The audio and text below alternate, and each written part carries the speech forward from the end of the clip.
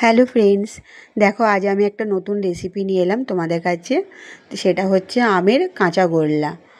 তো প্রথমে আমি দুটো আম নিয়ে নিয়েছি, আমগুলো ধুয়ে নিয়েছি ভালো করে। তারপর আমের ইয়েগুলো ছাড়িয়ে নিলাম, ছাড়িয়ে এটা মিক্সিতে পিষে নিয়েছি। তারপর এদিকে ছানা করে রেখেছিলাম, সেই ছানাটা ভালো করে একটুখানি ঠেসে নরম করে নিতে হবে।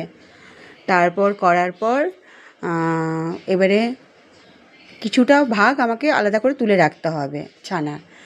তারপর কড়াইয়ে দেখো ওই আমের ইয়েটা দিয়ে দিয়েছি, দেওয়ার পর ছানাটা দিয়ে দিলাম, দিয়ে ওটাকে ভালো করে মিক্স করে আমুল দুধ লাগবে।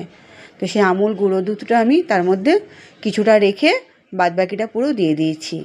দিয়ে ভালো করে এটাকে মিশিয়ে নাড়াচাড়া করতে হবে, ভালো মিলিয়ে নিতে হবে। তারপর একটু ঠান্ডা করে যেটা আমি তুলে রেখেছিলাম আলাদা করে ছানাটা, সেটা ওর মধ্যে দিয়ে গুঁড়ো আমুল দুধটা দিয়ে ভালো করে ওগুলো গোল গোল করে পাকিয়ে নিতে হবে।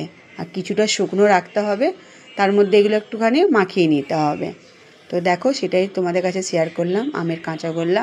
কেমন লাগলো জানিও।